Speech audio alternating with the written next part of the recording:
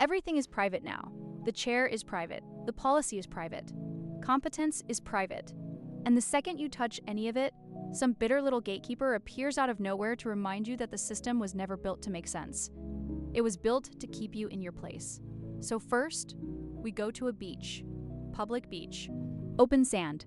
Trees for shade because the sun is trying to kill everybody equally. A guy finds a decent patch under some trees, avoids the resort chairs because he's not trying to start anything, drops his towel nearby, and spends an hour doing the most dangerous thing a normal person can do in public now. He minds his own business. Then, one tiny thing happens. His bag tips into the sand. He puts it on one of the empty deck chairs for a moment. Not to steal the throne, not to annex a coastline, just to stop his stuff from getting packed with sand like a failed beach burrito. A few minutes later, out comes some old guy with the energy of middle management on vacation. Already mad. Already acting like a folding chair under a tree is ancestral land. The bag comes off the chair. That should be the end of it. Normal world, that's the end. But these people are not here for a solution. They are here for a performance. They want the apology, the retreat, the little bow of submission. So the old man grumbles, repositions the chair, makes a scene. Then his wife arrives like backup from regional leadership, and suddenly both of them are doing the full routine. Why are you here? Why this spot? Why not somewhere else? Why are you existing so close to what we have mentally marked as ours? And that's the move, right there. It's not about the chair. It's never about the chair. It's about territory. Somebody decides proximity itself is disrespect. Somebody sees a shared space and starts acting like they own the air in a 5-foot radius. Same disease you get in offices where a VP thinks the break room fridge is part of the org chart. Same twitchy little panic when a person without rank stops behaving like they're temporary. The guy on the towel could have moved. He says that himself, basically. If they'd just asked like adults, he probably would have gone somewhere else and kept reading. But once they came in hot, once they made it clear this was not a request but a dominance ritual, he planted himself. Calm voice. Simple point. Public beach. Plenty of room. You can also sit somewhere else. Totally reasonable. Which of course made them lose their minds, because reasonable is poison when what you wanted was obedience. Now the old man is shouting, calling him crazy, pointing to the chair like it's evidence in a war crimes tribunal. And this is where the whole thing gets beautiful in a really stupid way. Because the accusation is so small. A bag touched a chair. That is the offense. That is the great moral collapse that now justifies a full emotional emergency in broad daylight. This is what petty power always looks like when you slow it down. Not majestic, not even scary. Just fragile. Just loud. Just embarrassed that it can't command the room as easily as it used to. So the guy stays. Not because he wants the chair, not because he even wants the shade that badly anymore. He stays because once somebody tries to invent a fake hierarchy over a patch of sand, leaving means helping them write the rules. And that's the whole rotten thrill for people like this. They don't just want comfort, they want proof. Proof that if they act offended enough, the world will rearrange itself around them. Proof that public means public for everyone except them. What kills me is how familiar this is if you've ever worked anywhere larger than 12 people. You've seen this exact meeting. Somebody informal uses the wrong conference room for 10 minutes. Somebody parks in the unofficial executive spot. Somebody sits at the desk a team lead has decided is spiritually theirs even though the office went hot desk 6 months ago. Same script. The resource is small, the reaction is huge. Because the reaction is the point. The explosion is how they build a room for authority. And that's story one. A public beach becomes a boardroom without walls. No contract, no badge, no actual ownership, just entitlement wearing a human face and acting shocked when somebody doesn't kneel. Then we get to story two, which is somehow even better because now the fake ownership is sitting inside a written policy. A company tells employees that if they become bilingual, they get a 10% raise. Pretty straightforward. Learn another language, prove you can use it, get paid more. On paper, that sounds almost civilized. A rare corporate sentence that appears to reward actual effort. Now here's the mistake management made. They wrote what they meant badly. Or maybe they wrote it honestly, and only later realized honesty was expensive. Because one employee sees that policy and thinks, fine, I like languages. I'll learn one. Not Spanish, which is obviously what management wanted, without saying it out loud. Welsh. Actual Welsh. Language of the ancestors. Real language. Hard language. Not exactly in daily demand on most job sites, but that's not the employee's problem. The policy said bilingual. It did not say bilingual in the specific way leadership finds financially convenient. So this person takes classes, learns enough to hold a real conversation, goes to HR and management for the proficiency check. And this is where I would have paid cash to be in the room. Because somewhere in that office, somebody expected an easy little process.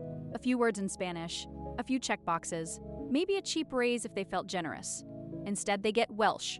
Not fake Welsh, not a joke, enough Welsh to pass the test they themselves required.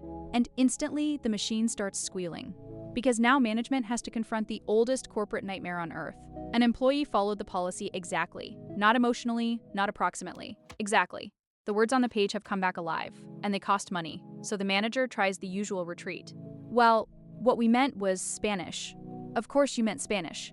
You just didn't write Spanish. You wrote bilingual. That was your decision. You wanted the warm public glow of a generous policy without the ugly burden of specificity. You wanted flexibility for yourself and obedience from everybody else. You wanted to define the rule after seeing who asked for the raise. But this time, they can't wriggle out of it. The employee is right. The language is real. The standard was met. They have to honor the raise. And they do. Which means, for one brief shining second, the policy works exactly as written. Then, like every corporation caught accidentally keeping its word, they immediately patched the loophole. Policy changed. Door slammed, lesson learned, but not by the people who should have learned it. That's the punchline. The company was willing to reward bilingualism right up until bilingualism stopped being a tool they controlled. The moment language became something an employee could define instead of management, the policy had to be corrected. Not because it failed, because it worked too honestly. And that's always the danger. If you let the words mean what they say, people might start expecting consistency. The best part is that the skill still turned out useful, not in the neat way the policy designers imagined. Real life is messier than that. Turns out weird accents, regional speech, and rough communication problems show up in ways management never plans for. So the same company that didn't really want to pay for bilingualism still benefits from a person who can bridge language gaps, just not in the branded HR-approved format they have in their heads. And HR is in this one, so let's say it plain. HR was not there to defend fairness. HR was there to process the moment when fairness became unavoidable. That's different. Very different. HR is often just the witness who signs the paperwork after the trapdoor opens. If you've ever watched leadership panic when someone follows instructions too well, this is your kind of meltdown. So subscribe, because every episode is another little funeral for the myth that management knows what it's doing. Now story 3. And this one hurts, because unlike the beach tyrants and the policy weasels, this one smells like a person who actually knows they screwed up. Junior Sysadmin. User says the PC is slow. Drive is full. Machine is new. User says she didn't save anything locally. That's already a bad day. Something is wrong, nobody knows what, and now you have to poke at it while the clock is already kicking you in the ribs. So the admin goes to do the normal thing. Figure out what's eating disk. Tree size? Fine. Standard. Reasonable. But there's a one-on-one meeting with the boss in a few minutes, because of course there is. There is always a meeting waiting nearby when real work appears. So now the task is under time pressure. User waiting, boss waiting, calendar chewing on your ankles. And in that tiny compressed window, the admin Googles the tool, sees a weird first result, feels the doubt, and clicks anyway. That's the moment. Not evil, not reckless in some movie villain way. Just rushed. Just tired. Just trying to get one stupid thing done before the next stupid thing starts. And that is exactly how a ton of real damage happens at work. Not from masterminds, from people trying to clear a ticket before a meeting. The admin tells the user they'll get back after the one-on-one, walks into the meeting, then the boss gets the call. Security partner says malicious software was just downloaded on a workstation. That workstation, his workstation event, his click, right there in the room. There's no dramatic reveal music needed. Every sysadmin on Earth knows the feeling. Your stomach drops through the floor, your blood turns to old ice, and suddenly every dumb choice from the last 15 minutes starts replaying in high definition. Now, here's what matters. He could lie. Easy path. Blame the user. Say she downloaded something. Say the machine came compromised. Say whatever helps the report pass uphill without splashing back down on him. That option exists. And you know it exists because half the reason corporations are so broken is that people keep taking it. They learn the first rule fast. Survive the meeting. Shape the narrative. Don't be the name attached to the incident. But this guy owns it.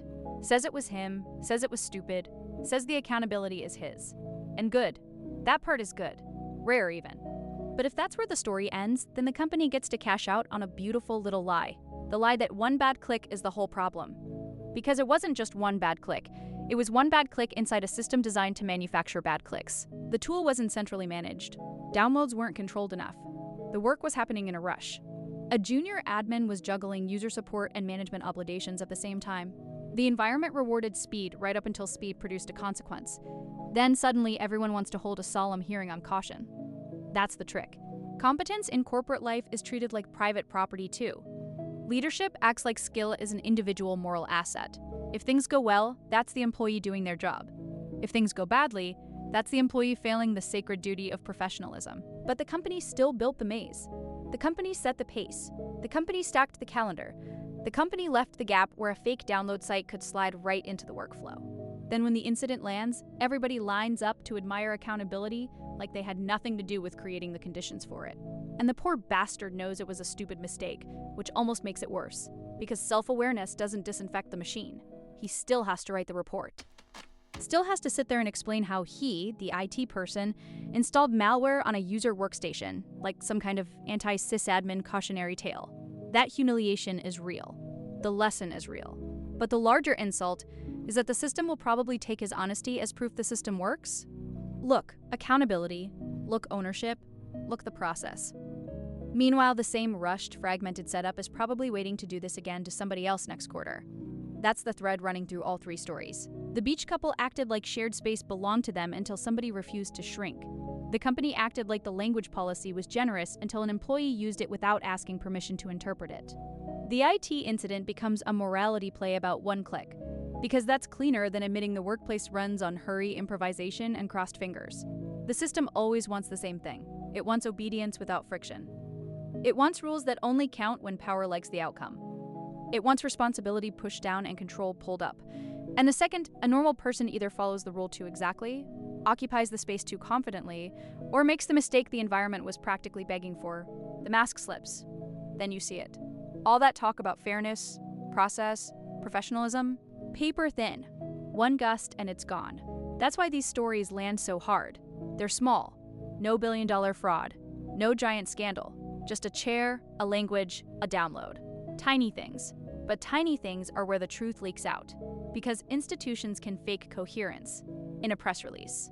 Harder to fake it when an old man is screaming over beach furniture, or a manager is trapped by the wording of their own policy, or a junior admin is confessing a mistake that half the room was structurally involved in making possible. Corporate life doesn't break when people rebel.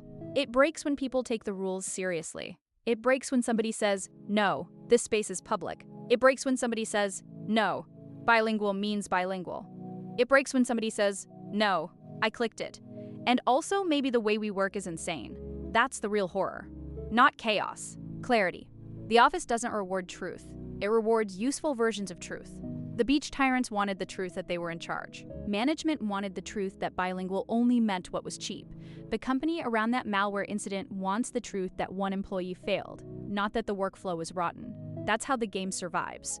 Not by being right, by being easier to report upward. In the end, nobody owns the chair, the language, or the mistake as cleanly as they pretend. They just own the meeting after it happens. That's corporate life. A machine that turns shared reality into private leverage, then acts offended when reality doesn't cooperate. And if it can't stop the failure, it will at least make sure one person stands alone next to it.